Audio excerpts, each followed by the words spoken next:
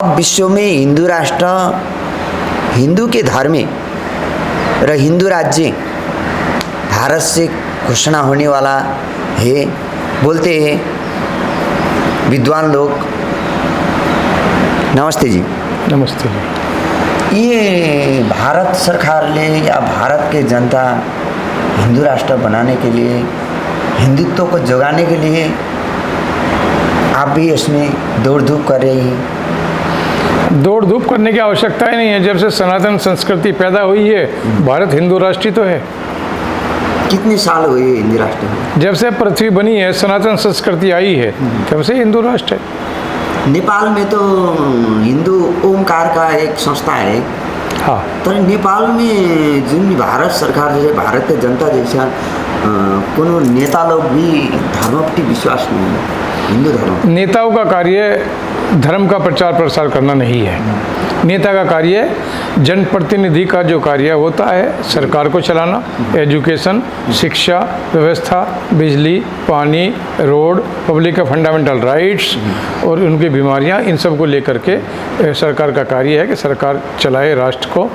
लेकिन धर्म का जो विषय है, कौन किस धर्म को पालन करता है, वो पब्लिक का विषय है या अपने अपने जो सिस्टम है प्रत्येक समाज के, हिंदू, मुस्लिम, सिख, ईसाई, ये उनका विषय होता है कि वो किस पूजा पद्धति में विश्वास करते हैं, कहाँ अपना धार्मिक स्थल बनाते हैं, किस हिसाब से पूजा पद्धति को अपनाना है, कहाँ पे हमें पूजा करनी है, कहाँ पे क्या, वो सब समाज का कार्य है। इसमें सरकार को हस्तक्षेप नहीं करना चाहिए। नेपाल में तो धर्म के लिए नेपाल सरकार ने हस्तक्षेप कर दिया।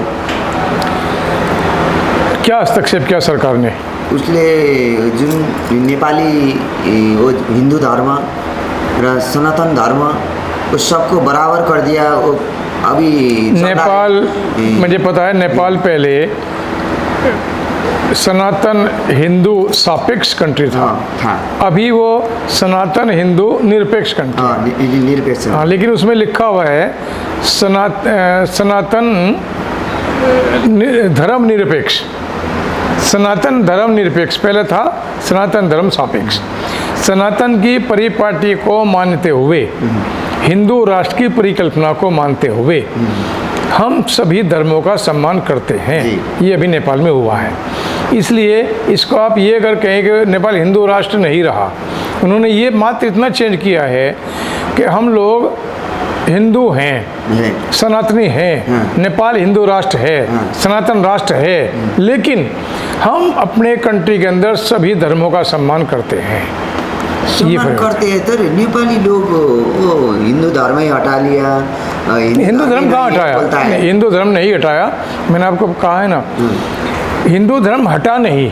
आज भी पशुपतिनाथ टेम्पल में आप जाओ, लाइन लगी रहती है। लेकिन सिर्फ इतना आया है कि और जो धर्म है उनका भी हम लोग सम्मान करेंगे, जो कि भारत में भी है। जो सिचुएशन भारत की है, अभी वही नेपाल की है।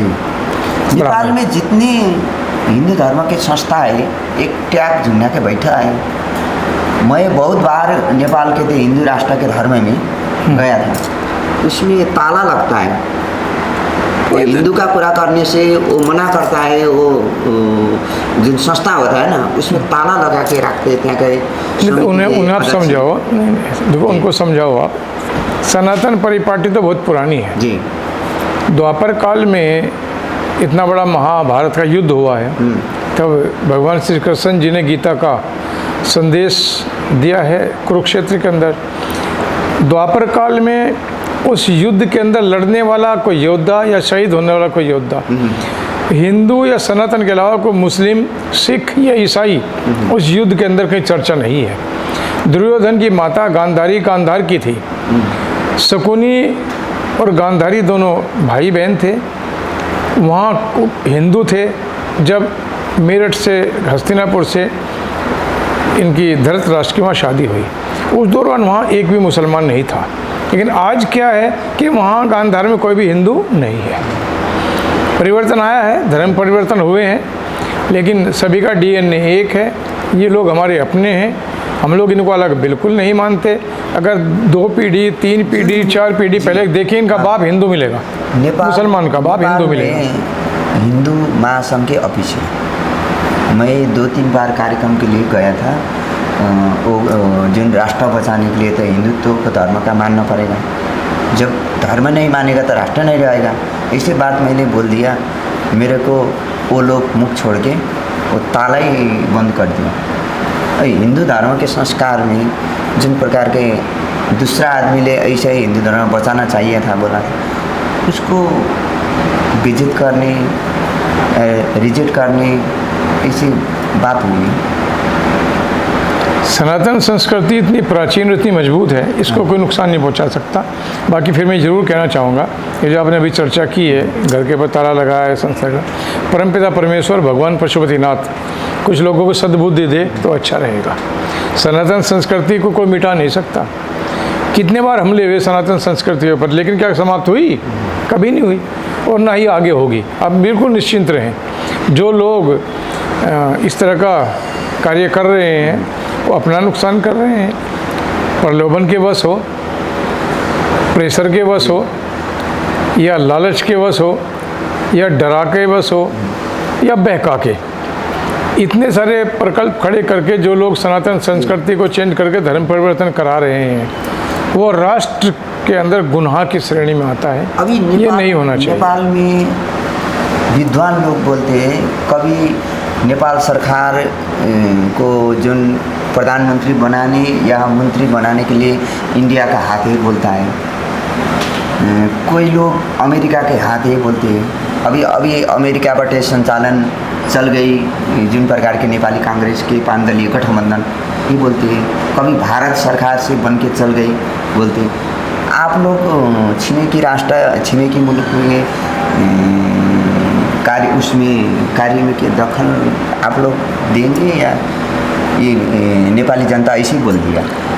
इसके आप प्रश्न करें। नेपाल की सरकार जी क्या कार्य करती है, क्या वो कानून बनाते हैं, किस तरह से अपनी जनता को फंडामेंटल राइट्स की रक्षा करती है, संसद में क्या बिल पास होते हैं, उसमें भारत सरकार का वो हस्तक्षेप ना था, ना है, ना होगा। हमारा उनका रोटी बेटी का रिश्ता है, लेकिन कंट्री के हिसाब से जो प्रधानमंत्री का, पॉलिटिकल पार्टियों का, लोकसभा के अंदर जीते जनप्रतिनिधि सांसद हैं, वो जो करते हैं उनमें भारत का हस्तक्षेप बिल्कुल नहीं है, एकदम शून्य के बराबर भी नहीं है। लेकिन हाँ, अगर कोई व्यक्ति मुझे भी कहे या किसी को भी कहे कि ये विषय है, इसमें हमें क्या करना चाहिए, सलाह को अगर मांगता है तो सलाह देने में कोई बुराई नहीं है, लेकिन हमारा हस्तक्षेप वहाँ की राजनीति में बिल्कुल भी नहीं है। हाँ, अगर वो हमें कहते हैं इस बात के लिए, कि इस मामले में हमें आप क्या सलाह देंगे, तो हम लोग सलाह देते हैं। जब भी नेपाल में राजनीति पार्टी या कोनो राजनीति पार्टी सड़क में आते हैं सरकार बनाने के लिए, इंडिया का हाथ ही बोलते हैं। ऐसे भी बोलते हैं कोई लोग, विद्वान लोग, कोई लोग बोलते हैं चीन के हाथ है। अभी का सरकार नेपाल में बन रही है ये नेपाली कांग्रेस 5 दलीय गठबंधन से, ये इसका हाथ अमेरिका का है या तो इंडिया का है बोलते हैं।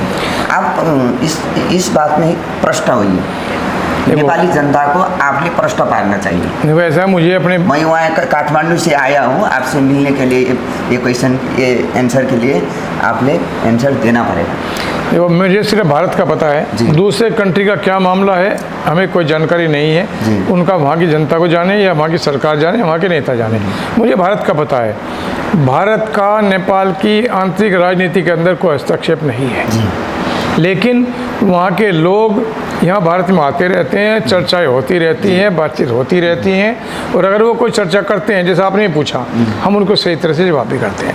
वो ये भी पूछते हैं कि भारत ने इतनी तरक्की कैसे की, क्या क्या क्या, हम वो भी बताते हैं। नेपाल में कैसे तरक्की होगी, क्या करना चाहिए, वो क्वेश्चन पूछते हैं, बता देते हैं। नेपाल के नेता लोग जो दिल्ली आते हैं, दिल्ली सरकार से प्रधानमंत्री कोनो नेता से भेंटते हैं, वहाँ की प्रधानमंत्री बनते हैं क्या थे, मुख्यमंत्री बनते हैं कि मंत्री बनते हैं, इसीलिए यहीं के आते हैं बोलते हैं नेपाली जनता। इससे आप प्रश्न देंगे। भारत क्या है, इतना बड़ा कंट्री है ये, इतना बड़ा देश है। मैं सच बताऊं आपको कि भारत के अंदर हमें अपना काम करते करते वो भी पूरी तरह से कई बार रह जाता है। इतना बड़ा कंट्री है ये, 24 घंटे लगे रहते हैं काफ़ी लोग, उसके बाद फिर हमें इधर उधर का उसे करने में टाइम ही नहीं मिलता, बिल्कुल भी टाइम नहीं उधर मिलता। का नेता जो नेपाल का नेता यहाँ के सलाह लेने आते हैं, क्या लेने आते हैं? दरअसल क्या है, वो यहाँ घूमने भी आते हैं और वहाँ के कुछ नेताओं के, यहाँ के कुछ नेताओं से रिलेशन भी हैं। जी, कांग्रेस वालों से भी हैं, भाजपा वालों से भी हैं, समाजवादी वालों से भी हैं, सबसे रिलेशन है, रापर से भी है। सबके रिलेशन है, एक दूसरे आते जाते आते हैं। जाते सब जितनी पॉलिटिकल पार्टी हैं नेपाल की और भारत की, जी। एक दूसरे के पास जानकारी भी है, मित्रता भी है, रिश्तेदारी भी है, रिलेशन भी जी। है, आते जाते भी रहते हैं। जब आते जाते रहते तो चर्चा भी होती है कि हमें क्या करना चाहिए, वहाँ नेपाल में ये हो रहा है, भारत में ये हो रहा है, चर्चा तो उसको रोक ही नहीं पाएंगे। अगर मैं इसको मना भी करूँ तो वो झूठ बात होगी, क्योंकि ये संभव ही नहीं। मैं मान लिया मना कर दूँ कि नेपाल का कोई आदमी यहाँ किसी नेता से मिलता ही नहीं, संभव जी, नहीं है। आते हैं, बात करते हैं, मिलते हैं। अभी जुन आप राजनीति पार्टी या भगवान की भक्ति से या राजनीति में आप लागे है ना, जुन राजनीति में लागे नेपाल के जुन अभी 5 दलीय गठबंधन की सरकार हुई, जिन प्रकार के अमेरिका से वो कब्जा करके बना लिया भन्ने ऐसे प्रकार के नेपाल के बुद्धिजीवी बोलते हैं। आप इस विषय में कैसे सोचते हैं? देखो, ये जो आप भाषा बोल रहे हैं, इन्हें कब्जा करके सरकार बना दे, ये इसका हमें जानकारी, मुझे पता, मुझे अपने कंट्री का अपना पता है कि हम लोगों को क्या करना चाहिए, क्या नहीं करना चाहिए। वहाँ चाइना का मैंने भी सुना है औरों के मुँह से कि भाई चाइना ने वहाँ स्कूल बनाया, रोड बनाई, ये कर दिया, वो कर दिया, इस तरह से।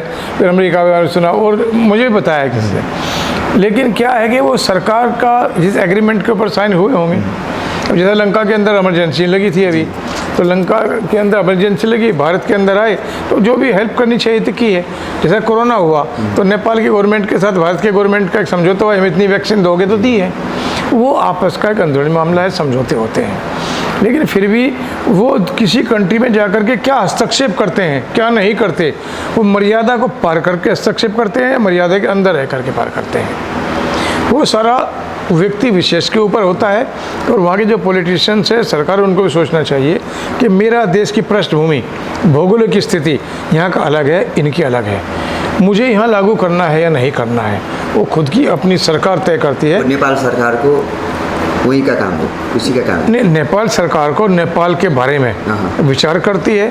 अच्छी गवर्नमेंट बनी है, जितनी बनी है आगे भी अच्छी बनेगी, कि मेरा देश कैसे तरक्की करेगा, किस तरह से यहाँ के लोगों को मैं शिक्षा, स्वास्थ्य, फंडामेंटल राइट्स, बिजली, पानी, उद्योग धंधे दे सकता हूँ, उसके बारे में चिंतन करना चाहिए। अगर किसी कंट्री से अच्छी वार्तालाप होती है और अच्छी कोई, मान लिया हमारे यहाँ मेट्रो रेल आई है, ये बाहर से बनाई है मेट्रो रेल, तो इसी तरह से अगर कोई आदमी अच्छा काम करता है और गवर्नमेंट को या देश की जनता को नुकसान नहीं होता, तो मिलजुल के हाथ मिला के काम करने में कोई बुराई नहीं है, अभी करना चाहिए। जिन प्रकार के चीन सरकार ले नेपाल को जुन हस्तक्षेप करेगा, इंडिया को जनता को चोट लागेगी या नहीं लागेगी? चाइना क्या है कि वो भूमि पे कब्जा करने का कार्य करता है दूसरी कंट्रियों की, विस्तारवाद में विश्वास करता है। चाइना की जो सोच है वो अच्छी सोच नहीं है, हमने उसको देखा है। यहाँ पे भी कश्मीर के लेह लद्दाख में गलवान घाटी वगैरह ये सारा आपने देखा है सारा। चाइना की जो विचार है शुद्ध, स्वच्छ, साफ नहीं है। वो दोगली नीति के तहत कार्य करते हैं, कहते हैं कुछ, करते हैं कुछ, होता है कुछ। चाइना के ऊपर विश्वास करना वो मेरी विचारधारा से बाहर है कि उनके ऊपर हम लोग विश्वास कर सकें। जहाँ जहाँ भी वो गए हैं उनको उन्हें नुकसान पहुँचाया है। अगर चाइना का हस्तक्षेप जो लोगों ने बताया है मुझे नेपाल के अंदर है, तो नेपाल को अपने आप के बारे में चिंतन करना चाहिए। चाइना की जो सोच है अच्छी नहीं है, चाइना से बच कर रहना चाहिए। जिन प्रकार के अभी अमेरिका के एमसीसी आ गए नेपाल में एमसीसी आ गई, इसलिए उथल पुथल नेपाल के राजनीति हुई, इन प्रकार के सरकार भी चेंज करना पड़ा है। देखो, बगैर से पारित हुई, संसद से पारित विधान होने से नेपाली जनता को खतरा होगी या नहीं होगी? आप देखो, नेपाल के अंदर जो आज संसद में लोग हैं वो जनता ने चुन के भेजे हैं। बगैर जनता के चुने हुए कोई नेता लोकसभा में, राज्यसभा में नहीं पहुंच सकता, ना मंत्री बन सकता, ना प्रधानमंत्री बन सकता। जब जनता के हित में कोई चीज़ आई है और जनप्रतिनिधि ने उसके बारे में विचार किया है, उसको लागू करना है या नहीं करना है जनता के हित में, तो वहाँ काफ़ी लोग बैठते हैं। एक के हाथ की बात नहीं है ये, काफ़ी लोग बैठते हैं, सत्ता पक्ष भी विपक्ष भी, तब जाकर के कोई चीज़ पास होती है।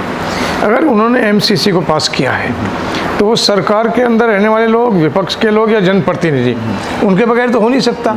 तो जो उन्होंने अपने राष्ट्र के बारे में उचित समझा होगा तो उन्होंने निर्णय लिया है। अगर कोई भी नेता या कोई प्रधानमंत्री या राष्ट्रपति या जनप्रतिनिधि क्या अपने राष्ट्र के खिलाफ जाएगा? कभी नहीं जाता, जाना भी नहीं चाहिए। देश पहले है और नेता बाद में है। जब देश ही नहीं होगा, नेता क्या करेगा? तो इसलिए मैं समझता हूँ कि नेपाल के जो नेता हैं वो कभी राष्ट्र के खिलाफ नहीं जाएंगे। अब इसी प्रकार के प्रस्ताव भारत सरकार ले गया तो ये संसद से पास करो, मैं सहयोग करूँगा, नहीं तो संसद से पास नहीं करा तो मैं सहयोग नहीं दूंगा। भारत सरकार की तो ऐसे ही काम नहीं। देखो आगे साथ दिया। मैं आपको फिर कह रहा हूँ, हमारे यहाँ लोकसभा के अंदर कोई बिल पास होता है, जैसा हमने 370 को ख़त्म किया, बिल पास किया कश्मीर के अंदर, 35A को समाप्त किया, 3 तलाक का विषय, 3 तलाक को बैन लगा, तो वो लोकसभा ने पास किया। लेकिन उसका भी भारत में कुछ लोगों ने विरोध किया, आज भी कर रहे हैं। कश्मीर के अंदर हमने 370 ख़त्म किया, आज तक विरोध हो रहा है। 35A ख़त्म किया, उसका विरोध हो रहा है। ये कहते हैं कि इन्होंने गलत किया, सरकार ने गलत किया, मोदी जी ने गलत किया, कुछ लोग कहते हैं। लेकिन 370 खत्म होने बाद भी ऐसे ही बोल रहा है जनता, एमसीसी सरकार ने गलत कर दिया, पास कर दिया। वही मैं कह रहा हूँ। लेकिन कश्मीर के अंदर आप हालात देखो जाकर, आज कश्मीर की जनता पूरी सुखी है कि 370 खत्म होने बाद कश्मीर की कितनी तरक्की हुई।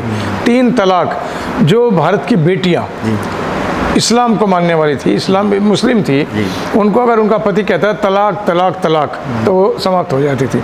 आज भारत में नहीं होगा, वो तलाक नहीं हो सकता। अगर शादी हो गई तो उसका तलाक नहीं होगा, तलाक देने ने बना कर दिया, हमने कानून बनाया। लेकिन कुछ लोग इसके खिलाफ चले गए। ये जो विषय है, सरकार जो निर्णय लेती है उन महिलाओं के लिए लिया। एक नारी आई है और उसको 30 साल की उम्र है, 32 साल की उम्र है, उसके पति के साथ झगड़ा हुआ, उन्हें तलाक तलाक तलाक बोला, तो कहाँ जाएगी? 2 महीने 3 महीने भी तलाक होती है, तो कहाँ में ऐसी चल रही है तलाक। हाँ, 2 महीना 3 महीने भी शादी भारत में ख़त्म किया है जी। भारत में अगर किसी महिला की किसी शादी हो गई, वो तलाक नहीं होगा।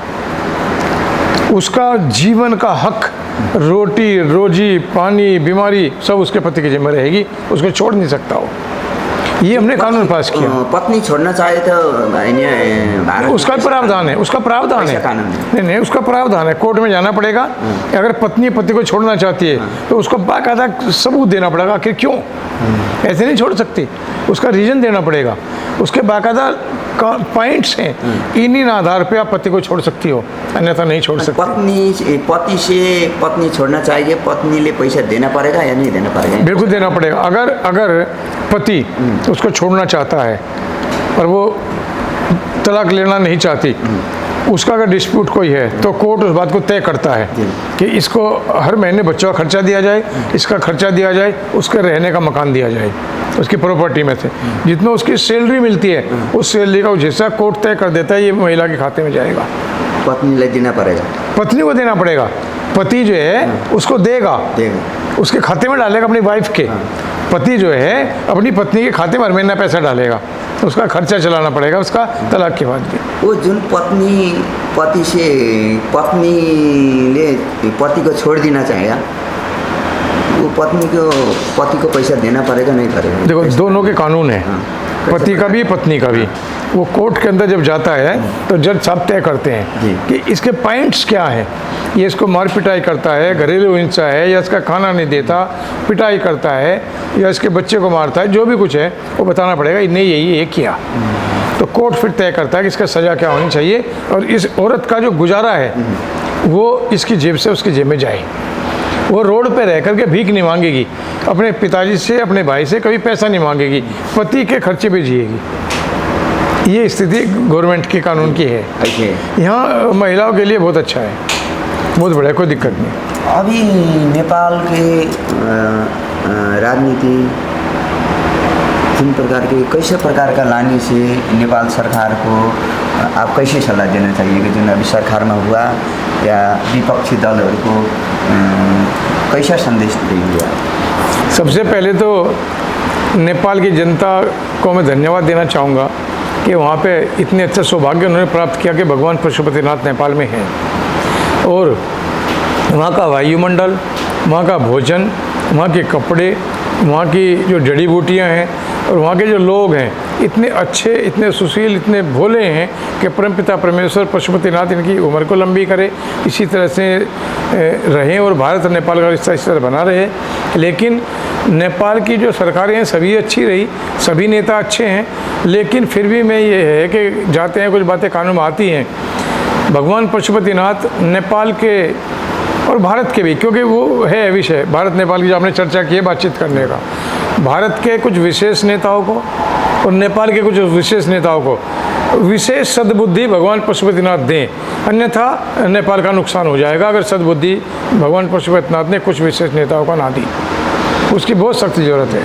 अभी नेपाल में गैस का वो भाड़ा बढ़ गए, तीन प्रकार की गाड़ी भाड़ा बढ़ गई, तो डीजल पेट्रोल के रेट बढ़ेंगे तो गाड़ी भाड़ा बढ़ेगा, सब्जी के रेट बढ़ेंगे, सबके रेट बढ़ेंगे, क्योंकि जब माल जाता है तो भाड़ा जब लिया जाता है तो उसके ऊपर आएगा ना ये लोड, तो इसलिए ये विषय यहाँ पे है, यहाँ पे है। जिन प्रकार के यहाँ जिन आपके देश में यहाँ तक पेट्रोल के डीजल के रेट डाउन हुए हैं, सिलेंडर के रेट डाउन हुए हैं। कितने में मिलती है इधर सिलेंडर? यहाँ अभी 200 रुपये घटाए हैं 3 दिन पहले, शायद पहले 900 कुछ रुपए के लगभग था, अभी वो 200 रुपये घट गए तो 700 कुछ रुपये का हुआ है, 782। और जो भी है मुझे रेट का कंफर्म पता नहीं, हाँ, लेकिन 200 रुपये घटे हैं और गैस के उसके डीजल के रेट भी घटे हैं, पेट्रोल के रेट भी घटे हैं।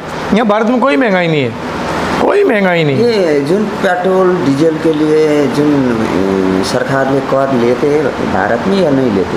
नहीं, देखो सरकार तो टैक्स से चलती है, यहाँ टैक्स से चलती नहीं। छूट है क्या है? कुछ पे छूट है, कुछ पे नहीं है, लेकिन भारत के अंदर फिर भी जब से मोदी जी प्रधानमंत्री आए हैं, इस बात को कहने में मुझे कोई बुराई नहीं है। अटल बिहारी वाजपेयी जी की जो सरकार थी वो मिली जुली सरकार थी, इसलिए अटल जी के अंदर जो क्षमता थी उनको वो दिखाना भी चाहते तो कई पार्टी थे वो थोड़ा थोड़ा चलता रहता था। लेकिन जब से मोदी जी प्रधानमंत्री बने हैं, राष्ट्र ने जो तरक्की की है ना भारत ने, वो 70 साल में जो हम नहीं कर पाए, जब से देश आज़ाद हुआ 70 साल में जो नहीं कर पाए मोदी जी ने वो 8 साल में करके दिखाया। चाहे वो विदेश नीति का विषय है या वर्ल्ड के अंदर अपना परचम लहराने का विषय है, वैक्सीन हमने पूरी दुनिया में सबको दी।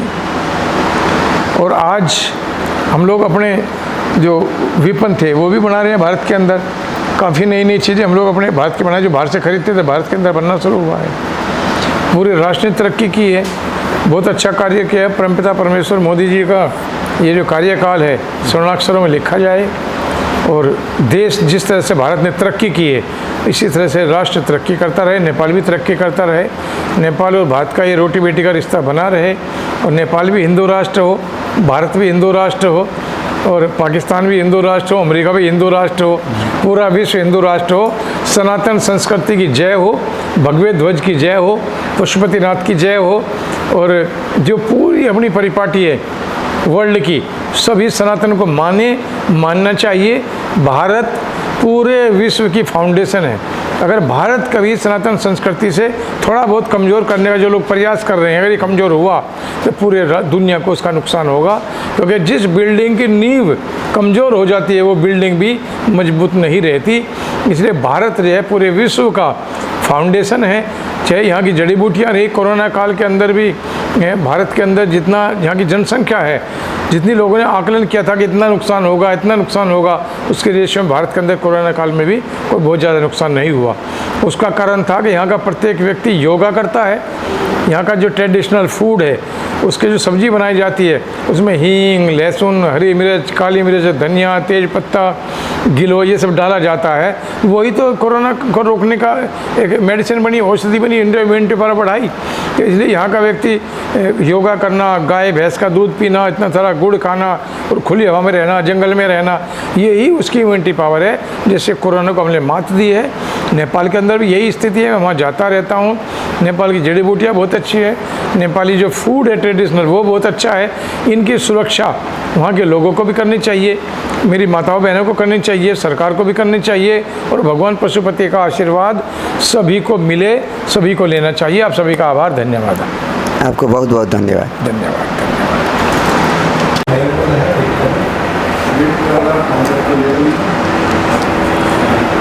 हाँ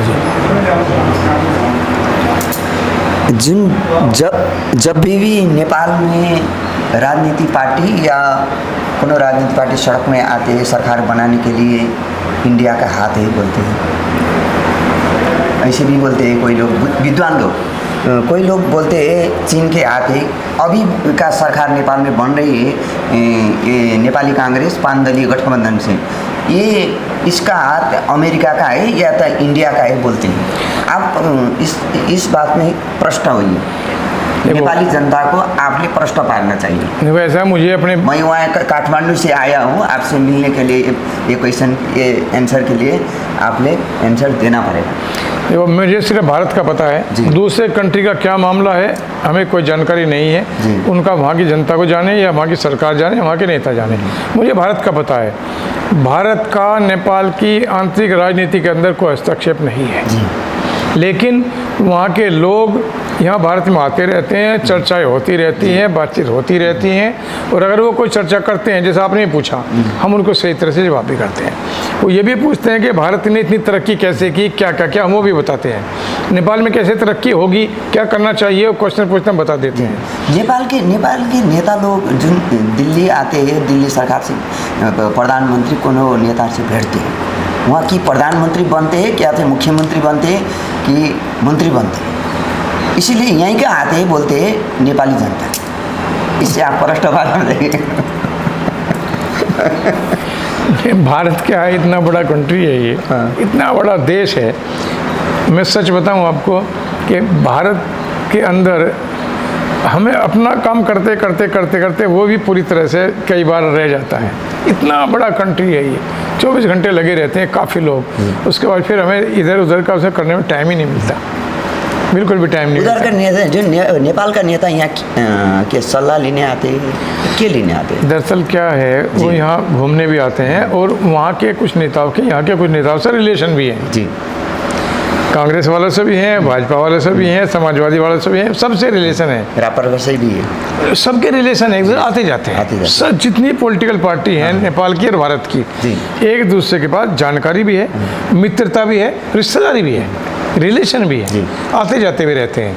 जब आते जाते रहते तो चर्चा भी होती है कि हमें क्या करना चाहिए, वहाँ नेपाल में ये हो रहा है, भारत में ये हो रहा है, चर्चा तो उसको रोक ही नहीं पाएंगे। अगर मैं इसको मना भी करूँ तो वो झूठ बात होगी, क्योंकि ये संभव ही नहीं। मैं मान लिया मना कर दूँ कि नेपाल का कोई आदमी यहाँ किसी नेता से मिलता ही नहीं, संभव नहीं है। आते हैं, बात करते हैं, मिलते हैं। अभी जिन आप राजनीति पार्टी या भगवान की भक्ति से या राजनीति में आप लागे है ना, जिन राजनीति में लागे, नेपाल के जिन अभी 5 दलीय गठबंधन की सरकार हुई, जिन प्रकार के अमेरिका से वो कब्जा करके बना लिया भन्ने ऐसे प्रकार के नेपाल के बुद्धिजीवी बोलते हैं। आप इस विषय में कैसे सोचते हैं? देखो ये जो आप भाषा बोल रहे हैं, उन्हें कब्जा करके सरकार बना ले, ये इसका हमें जानकारी मुझे पता, मुझे अपने कंट्री का अपना पता है कि हम लोगों को क्या करना चाहिए, क्या नहीं करना चाहिए। वहाँ चाइना का मैंने भी सुना है औरों के मुँह से कि भाई चाइना ने वहाँ स्कूल बनाया, रोड बनाई, ये कर दिया, वो कर दिया, इस तरह से। फिर अमेरिका के बारे में सुना और मुझे भी बताया किसी से। लेकिन क्या है कि वो सरकार का जिस एग्रीमेंट के ऊपर साइन हुए होंगे, जैसे लंका के अंदर इमरजेंसी लगी थी अभी, तो लंका के अंदर इमरजेंसी लगी, भारत के अंदर आए तो जो भी हेल्प करनी चाहिए तो की है। जैसे कोरोना हुआ तो नेपाल की गवर्नमेंट के साथ भारत के गवर्नमेंट का एक समझौता हुआ, हम इतनी वैक्सीन दोगे तो दी है। वो आपस का एक अंदरूनी मामला है, समझौते होते हैं, लेकिन फिर भी वो किसी कंट्री में जाकर के क्या हस्तक्षेप करते हैं, क्या नहीं करते, वो मर्यादा को पार करके हस्तक्षेप करते हैं, मर्यादा के अंदर रह करके पार करते हैं। वो सारा व्यक्ति विशेष के ऊपर होता है। और वहाँ के जो पॉलिटिशियंस है, सरकार, उनको भी सोचना चाहिए कि मेरा देश की पृष्ठभूमि, भौगोलिक स्थिति यहाँ का अलग है, इनकी अलग है, मुझे यहाँ लागू करना है या नहीं करना है, वो खुद की अपनी सरकार तय करती है। नेपाल सरकार को वही का काम है, उसी का काम है। नेपाल सरकार को नेपाल के बारे में विचार करती है। अच्छी गवर्नमेंट बनी है, जितनी बनी है आगे भी अच्छी बनेगी, कि मेरा देश कैसे तरक्की करेगा, किस तरह से यहाँ के लोगों को मैं शिक्षा, स्वास्थ्य, फंडामेंटल राइट्स, बिजली, पानी, उद्योग धंधे दे सकता हूँ, उसके बारे में चिंतन करना चाहिए। अगर किसी कंट्री से अच्छी वार्तालाप होती है और अच्छी कोई मान लिया हमारे यहाँ मेट्रो रेल आई है, जी। ये बाहर से बनाई है मेट्रो रेल, तो इसी तरह से अगर कोई आदमी अच्छा काम करता है और गवर्नमेंट को या देश की जनता को नुकसान नहीं होता तो मिलजुल के हाथ मिला के काम करने में कोई बुराई नहीं है, अभी करना चाहिए। जिन प्रकार के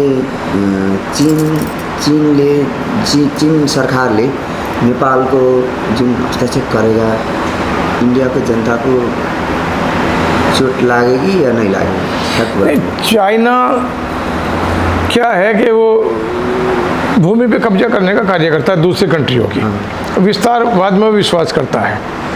चाइना की जो सोच है वो अच्छी सोच नहीं है, हमने उसको देखा है यहाँ पे भी, कश्मीर के लेह लद्दाख में गलवान घाटी वगैरह इस तरह आपने देखा है सारा। चाइना की जो विचार है शुद्ध, स्वच्छ, साफ नहीं है, वो दोगली नीति के तहत कार्य करते हैं, कहते हैं कुछ, करते हैं कुछ, होता है कुछ। चाइना के ऊपर विश्वास करना वो मेरी विचारधारा से बाहर है कि उनके ऊपर हम लोग विश्वास कर सकें। जहाँ जहाँ भी वो गए हैं उनको उन्हें नुकसान पहुँचाया है। अगर चाइना का हस्तक्षेप जो लोगों ने बताया है मुझे नेपाल के अंदर है, तो नेपाल को अपने आप के बारे में चिंतन करना चाहिए। चाइना की जो सोच है अच्छी नहीं है, चाइना से बच कर रहना चाहिए। जिन प्रकार के अभी अमेरिका के एमसीसी आ गए नेपाल में एमसीसी आ गए, इसलिए उथल पुथल नेपाल की राजनीति हुई, इन प्रकार के सरकार भी चेंज करना पड़ा है। देखो बगैर से पारित हुई, संसद से पारित विधान होने से नेपाली जनता को खतरा होगी या नहीं होगी? आप नेपाल के अंदर जो आज संसद में लोग हैं वो जनता ने चुन के भेजे हैं। बगैर जनता के चुने हुए कोई नेता लोकसभा में, राज्यसभा में नहीं पहुंच सकता, ना मंत्री बन सकता, ना प्रधानमंत्री बन सकता। जब जनता के हित में कोई चीज़ आई है और जनप्रतिनिधि ने उसके बारे में विचार किया है, उसको लागू करना है या नहीं करना है जनता के हित में, तो वहाँ काफ़ी लोग बैठते हैं। एक के हाथ की बात नहीं है ये, काफ़ी लोग बैठते हैं, सत्ता पक्ष भी विपक्ष भी, तब जाकर के कोई चीज़ पास होती है। अगर उन्होंने एमसीसी को पास किया है तो वो सरकार के अंदर रहने वाले लोग, विपक्ष के लोग या जनप्रतिनिधि, उनके बगैर तो हो नहीं सकता। तो जो उन्होंने अपने राष्ट्र के बारे में उचित समझा होगा तो उन्होंने निर्णय लिया है। अगर कोई भी नेता या कोई प्रधानमंत्री या राष्ट्रपति या जनप्रतिनिधि क्या अपने राष्ट्र के खिलाफ जाएगा? कभी नहीं जाता, जाना भी नहीं चाहिए। देश पहले है और नेता बाद में है। जब देश ही नहीं होगा नेता क्या करेगा? तो इसलिए मैं समझता हूँ कि नेपाल के जो नेता हैं वो कभी राष्ट्र के खिलाफ नहीं जाएंगे। अब इसी प्रकार के प्रस्ताव भारत सरकार ले गया, तो ये संसद से पास करो, मैं सहयोग करूँगा, नहीं तो संसद से पास नहीं करा तो मैं सहयोग नहीं दूंगा। भारत सरकार की तो ऐसे ही काम नहीं। देखो आगे साथ दिया।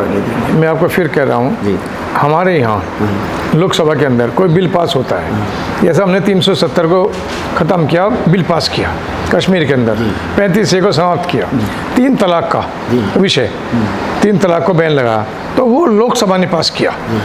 लेकिन उसका भी भारत में कुछ लोगों ने विरोध किया, आज भी कर रहे हैं। कश्मीर के अंदर हमने 370 ख़त्म किया, आज तक विरोध हो रहा है। 35A ख़त्म किया, उसका विरोध हो रहा है। ये कहते हैं कि इन्होंने गलत किया, सरकार ने गलत किया, मोदी जी ने गलत किया, कुछ लोग कहते हैं। लेकिन 370 खत्म होने बाद भी ऐसे ही बोल रहा है जनता, जो एमसीसी सरकार ने गलत कर दिया, पास कर दिया। वही मैं कह रहा हूँ। लेकिन कश्मीर के अंदर आप हालात देखो जाकर, आज कश्मीर की जनता पूरी सुखी है कि 370 खत्म होने बाद कश्मीर की कितनी तरक्की हुई।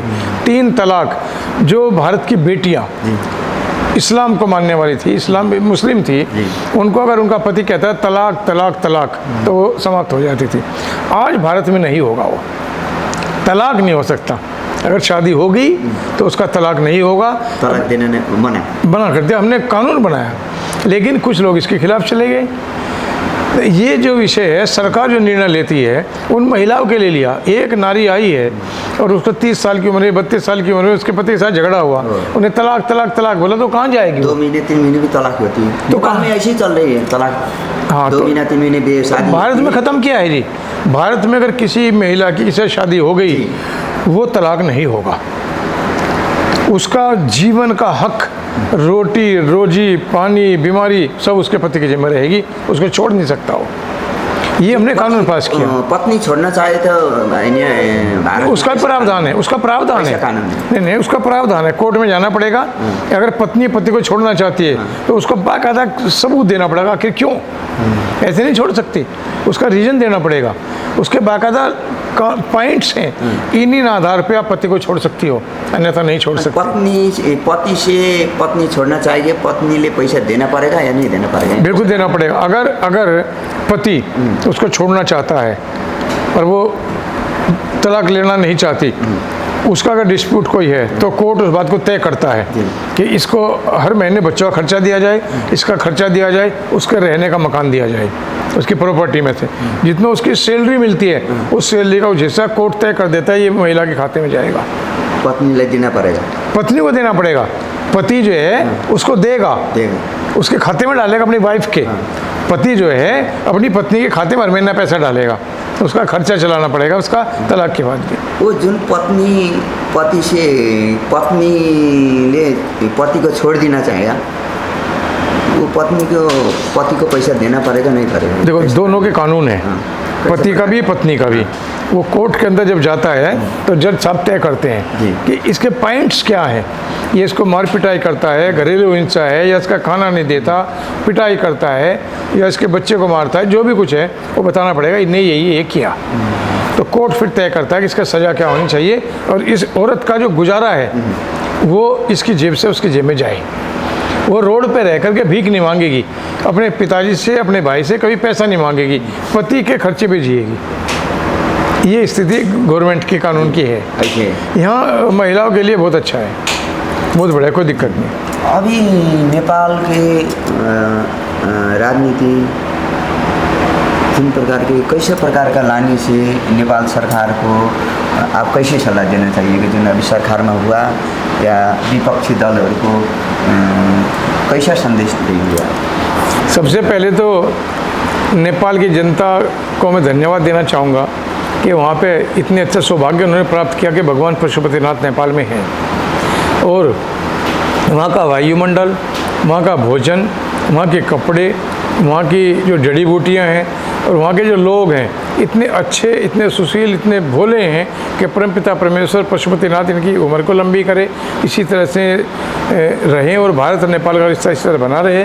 लेकिन नेपाल की जो सरकारें हैं सभी अच्छी रही, सभी नेता अच्छे हैं, लेकिन फिर भी मैं ये है कि जाते हैं कुछ बातें कानून में आती हैं। भगवान पशुपतिनाथ नेपाल के और भारत के भी, क्योंकि वो है विषय भारत नेपाल की जो आपने चर्चा की है बातचीत करने का, भारत के कुछ विशेष नेताओं को और नेपाल के कुछ विशेष नेताओं को विशेष सद्बुद्धि भगवान पशुपतिनाथ दें, अन्यथा नेपाल का नुकसान हो जाएगा अगर सद्बुद्धि भगवान पशुपतिनाथ ने कुछ विशेष नेताओं को ना दी। उसकी बहुत सख्त ज़रूरत है। अभी नेपाल में गैस का वो भाड़ा बढ़ गया, किन प्रकार की गाड़ी भाड़ा बढ़ गई, तो डीजल पेट्रोल के रेट बढ़ेंगे तो गाड़ी भाड़ा बढ़ेगा, सब्जी के रेट बढ़ेंगे, सबके रेट बढ़ेंगे, क्योंकि जब माल जाता है तो भाड़ा जब लिया जाता है तो उसके ऊपर आएगा ना ये लोड, तो इसलिए ये विषय यहाँ पे है। जिन प्रकार के यहाँ जिन आपके देश में यहाँ तक पेट्रोल के डीजल के रेट डाउन हुए हैं, सिलेंडर के रेट डाउन हुए हैं। कितने में मिलती है इधर सिलेंडर? यहाँ अभी 200 रुपये घटाए हैं 3 दिन पहले, शायद पहले 900 कुछ रुपए के लगभग था, अभी वो 200 रुपये घट गए तो 700 कुछ रुपए का हुआ है। 782 जो भी है, मुझे रेट का कंफर्म पता नहीं। हाँ, लेकिन रेट 200 रुपये घटे हैं और गैस के उसके डीजल के रेट भी घटे हैं, पेट्रोल के रेट भी घटे हैं। यहाँ भारत में कोई महंगाई नहीं है, कोई महंगाई नहीं। ये जो पेट्रोल डीजल के लिए जो सरकार ने कर लेते हैं भारत में या नहीं लेते? नहीं, देखो सरकार तो टैक्स से चलती है, यहाँ टैक्स से चलती नहीं। छूट है क्या है?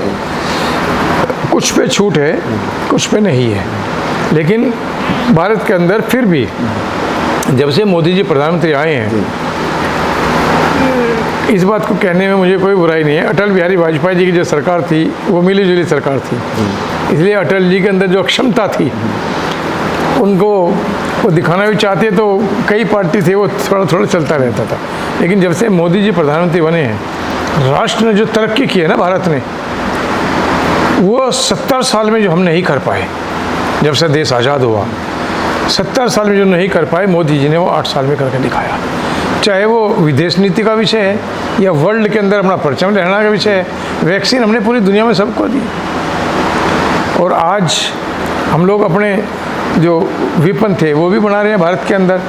काफ़ी नई नई चीज़ें हम लोग अपने भारत के बनाए, जो बाहर से खरीदते थे भारत के अंदर बनना शुरू हुआ है। पूरे राष्ट्र ने तरक्की की है, बहुत अच्छा कार्य किया है। परमपिता परमेश्वर मोदी जी का ये जो कार्यकाल है स्वर्णाक्षरों में लिखा जाए, और देश जिस तरह से भारत ने तरक्की की है इसी तरह से राष्ट्र तरक्की करता रहे, नेपाल भी तरक्की करता रहे, नेपाल और भारत का ये रोटी बेटी का रिश्ता बना रहे, और नेपाल भी हिंदू राष्ट्र हो, भारत भी हिंदू राष्ट्र हो, और पाकिस्तान भी हिंदू राष्ट्र हो, अमेरिका भी हिंदू राष्ट्र हो, पूरा विश्व हिंदू राष्ट्र हो।